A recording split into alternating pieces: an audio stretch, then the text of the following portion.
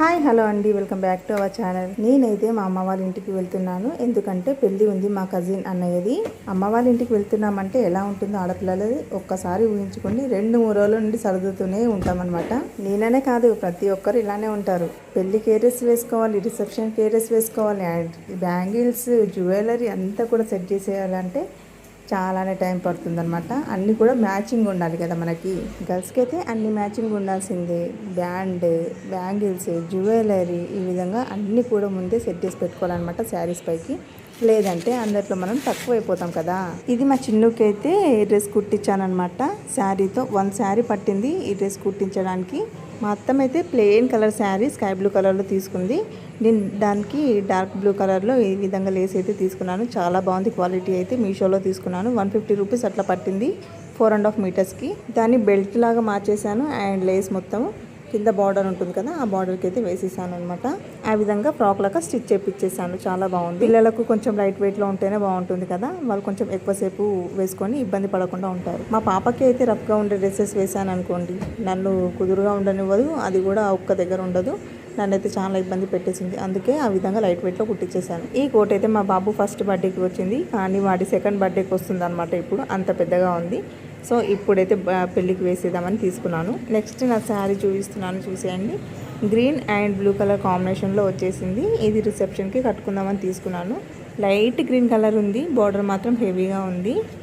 చాలా బాగుంది. లైట్ వెయిట్లో ఉంటుంది అనమాట. శారీ సింపుల్గా ఉంటుంది. నాకైతే హెవీగా ఉండడం అస్సలు ఇష్టం ఉండదు. సో బ్లౌజ్ కూడా చాలా సింపుల్గా కుట్టించేసాను. డిజైన్ అయితే చాలా సింపుల్గా ఈ విధంగా బార్డర్ ఉంటుంది కదా, ఆ బార్డర్తోనే ఈ విధంగా బ్లౌజ్ అయితే స్టిచ్ చేపించేసాను. ఇదైతే రియల్ పట్టు కాదండి, నార్మల్ పట్టు. 3000 రూపీస్ అలా ఉంటుంది శారీకి. ఎక్కువ కాస్ట్ ఏమి ఉండదు. అందుకనే దీన్ని రిసెప్షన్లో కట్టుకుందామని తీసుకున్నాను.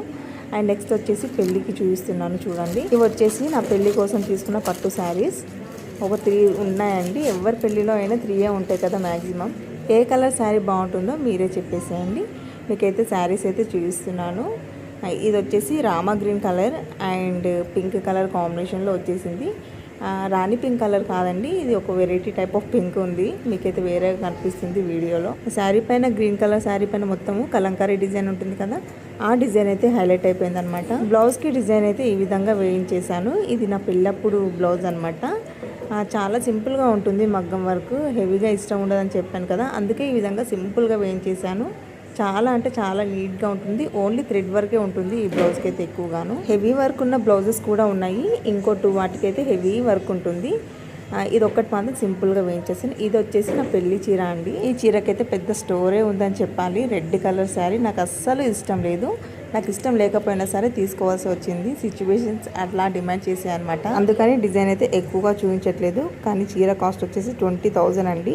20,000 పెట్టి కూడా నా ఇష్టం లేకుండా తీసుకున్నాను. అదొక పెద్ద స్టోరీ ఉందండి నా చీర కోసం అయితే. అది ఎందుకు తీసుకోవాల్సి వచ్చిందో ఆ చీర కోసం స్టోరీ మళ్ళీ ఒక వీడియోలో అయితే చెప్పేస్తాను. ఇంకోటి నార్మల్ శారీ అయితే తీసుకున్నాను. ఫైనల్గా మేమైతే వికారాబాద్కి అయితే బయలుదేరిపోయాము. వెళ్తున్నప్పుడైతే చాలా హ్యాపీగా అనిపిస్తుంది అమ్మ వాళ్ళ ఇంటికి అయితే. మరి వచ్చేటప్పుడు ఆ హ్యాపీనెస్ ఎక్కడ పోతుందో ఏంటో. మరి నేనైతే అక్కడే వదిలిపెట్టి రావాల్సి వస్తుంది నా హ్యాపీనెస్ అంతా. వచ్చాక మళ్ళీ 2-3 డేస్ టైం పడుతుంది నేను నార్మల్గా సెట్ అవ్వడానికి, అంటే నేను మళ్ళీ నార్మల్గా అయిపోవడానికి. ఈ పిల్లలను పట్టుకొని జర్నీ చేయాలంటే చాలా రిస్క్ అయిన పని. మా బుడ్డోడైతే నా పైన కూర్చున్నాడు. వెనకాల వాళ్ళ అక్క దగ్గర కూర్చోరా బాబు అంటే కూడా కూర్చోవట్లేదు. మేమైతే అనుకోకుండా వెళ్తున్నాము. ఎక్కడికి అంటే కొమ్రెల్లి మల్లన్న దగ్గరికి. నేను కరీంనగర్కి వచ్చి 3 ఇయర్స్ అవుతుంది ఈ రోజుతోటి. ఎప్పుడు అదే రూట్ నుండి వెళ్తాము, కొమ్రెల్లి మల్లన్న సైడ్ నుండి. కానీ దేవుడి దర్శనం మాత్రం కావట్లేదు. అంటే దేవుడు మమ్మల్ని దగ్గరికి పిలుచుకోవట్లేదని. ఈసారి అయితే అస్సలు అనుకోలేదు వెళ్దామని. కానీ మా డాడీ వచ్చాడు అనేసి ఏదో అనుకున్నాము, వెళ్దాము చూద్దాము అనేసి. అనుకోకుండా వచ్చేసాము అనమాట. చాలా హ్యాపీగా అనిపించింది.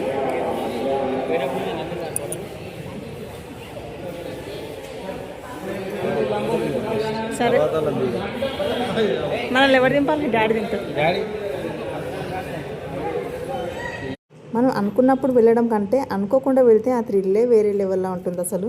నా విషయంలో అయితే చాలాసార్లు జరిగాయన్నమాట. ఇలా అనుకోకుండా దర్శనాలు అయితే చాలానే అయ్యాయి. ఫైనల్గా ఇక్కడ దర్శనం కంప్లీట్ చేసుకొని మా స్వీట్ వాళ్ళ దగ్గరికి అయితే వెళ్ళిపోయాము. అంటే మా మేనమామ వాళ్ళ దగ్గరికి వెళ్తున్నాం అనమాట. ఇప్పుడు చూడండి వాళ్ళు ఏం చేస్తున్నారో. దొంగలు ఏం చేస్తున్నారు? స్వీట్ ఫ్యాన్స్, అర్జ ఫ్యాన్స్ బజ్జీ వేస్తుంది అత్తమ్మ. మీ ఫ్యాన్స్ మిమ్మల్ని పలవరిస్తున్నది.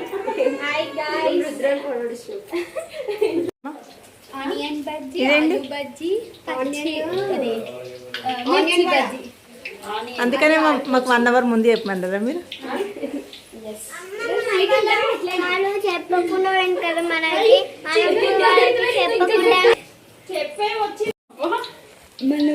ఇవి నేను ఆడ చూసిన ఆల్రెడీ ఏమన్నా బండిలో పెడతారు. అదే కదా స్వీటీ. అదే కానీ కొంచెం డిఫరెంట్, ఇంట్లో వేస్తున్నాం కాబట్టి అంత టేస్ట్ కాకపోతే అనిపిస్తుంది అవి నాకు చూస్తే.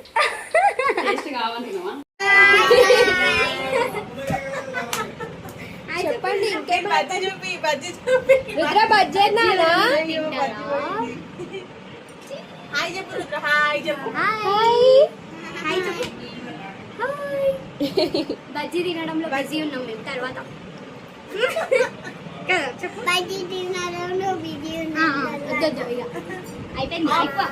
నెక్స్ట్ అక్కడ నుండి మా అమ్మ వాళ్ళ ఇంటికి అయితే వచ్చేసి, ఈ బుడ్డిది వచ్చేసి నా మేనకోడలు అనమాట, అంటే మా అన్న కూతురు. దాని వీడియో తీస్తున్నాను అనేసి మా బుడ్డోడు ముందర వచ్చి నిలబడుతున్నాడు. వాళ్ళంతా జామకాయలు తినడంలో బిజీగా ఉన్నారులేండి. కోడి సపోర్ట్ వినిపించిందా? అది మా కోడి పుంజండి. మా అమ్మ కోళ్ళు కూడా పెంచుతుంది, చాలానే ఉన్నాయి మాకు దగ్గర కోళ్ళు.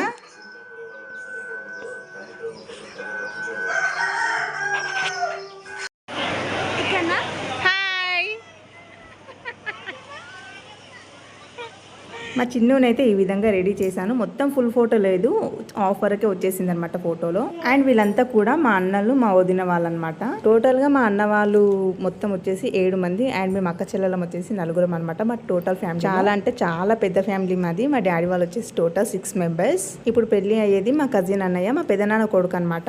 మా పిల్లలు చూడండి, థర్మోకోల్ బాల్స్ ఉంటాయి కదా, అవి ఎక్కడ కింద పడ్డాయి, వాటిని అన్నిటిని గ్యాదర్ చేస్తారు అనమాట ఒక దగ్గర. ఇంటి దగ్గరకు వచ్చేసాక మా బుడ్డోడు మా కోడికి అయితే ఇత్తులేస్తున్నాడు, కానీ అది తినలేక పారిపోతుంది. ఇప్పుడైతే రిటర్న్ వచ్చేస్తున్నాము కరీంనగర్కి. చాలా డల్గా అయిపోయింది ఫేస్ అంతా కూడాను, ఎందుకంటే 2-3 డేస్ నుండి సరిగా నిద్ర లేదు, అంతా కూడా వర్క్ ఎక్కువగా అయిపోయింది. అందుకే ఈ విధంగా డల్నెస్ అనేది ఫేస్లో క్లియర్గా కనిపిస్తుంది. జర్నీ ఎంత ఎక్కువైతే అంత డల్గా అయిపోతుంది ఫేస్. సరిగ్గా టైంకి ఫుడ్ ఉండదు, జర్నీ అవుతుంది. మా బుడ్డోడు అయితే బాగా సతాయిస్తాడు. మా పిల్లల ఫైటింగ్ ఎప్పుడైనా చూసారా? చూడకపోతే ఇప్పుడు చూసేయండి. ఎట్లుంటుంది అంటే మామూలుగా ఉంటుంది అనమాట. ఇంట్లో కూడా ఇలానే ఉంటుంది, కాకపోతే నేను కంట్రోల్ చేస్తాను, ఇక్కడ కంట్రోల్ చేయలేకపోయాను. వాడు ముందుకు రాడా అంటే ముందుకు రాడు, అక్కడే కూర్చుంటాడంట ఏసీ దగ్గర. ఎక్కడ ఏది కనిపించినా ఖరాబ్ చేయడమే వాడి పని. మా చిన్ను అయితే బ్రహ్మరాక్షసి అనే చెప్పొచ్చు ఒక రకంగా. వాడి జుట్టు ఊడొచ్చేదాకా వీకుతుంది వాడి జుట్టును పట్టుకొని. ఆడపిల్లలకి ఏంటో మరి ఫస్ట్ జుట్టే దొరుకుతుంది చేతిలోకి. ఇలా అయితే కుదరదు అనేసి పాపనైతే ముందర కూర్చోబెట్టుకున్నాను, చిన్నని కాసేపు వెనకాల కూర్చోబెట్టేశాను. వెళ్ళేటప్పుడు వర్షం అయితే పడుతుంది లైట్గా. ఆ డ్రాప్స్తో మా పాప అయితే ఎలా ఆడుకుంటుందో చూడండి. ఇలాంటి గేమ్స్ ఆడాలని థాట్స్ పిల్లలకి ఎలా వస్తాయో ఏంటో. మనైతే ఎప్పుడు ఆడలేదు. అట్లా డ్రాప్స్ పడుతున్నప్పుడు అవి అలా పైకి వెళ్తున్నాయి కదా, వాటిని పట్టుకోవడానికి ట్రై చేస్తుంది తను. చెప్పు.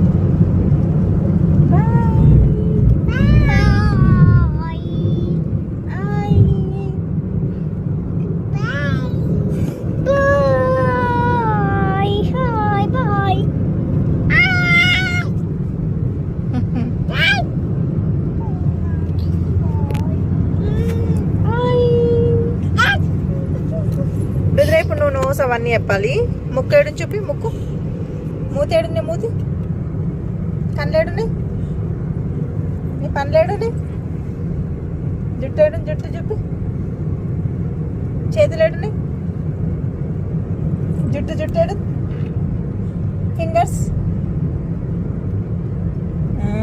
బొజ్జేడు, బొజ్జ చూపిస్తున్నా. బొజ్జ చూపియొద్దురా, బొజ్జ చూపియొద్దు అట్లా. చెవులేడు, చెవులు. మమ్మీ ముక్కు ఏడుంది? మమ్మీ ముక్కు, మమ్మీది. అమ్మది ఏడుంది? అమ్మ ముక్కు ఏడు చూపి. ఫైనల్గా ఇంటికైతే రీచ్ అయిపోయాము. వీడియో నచ్చినట్లయితే లైక్ చేయండి, సబ్స్క్రైబ్ చేసుకోండి ఛానల్ని. ఉంటా మరి, బాయ్ బాయ్.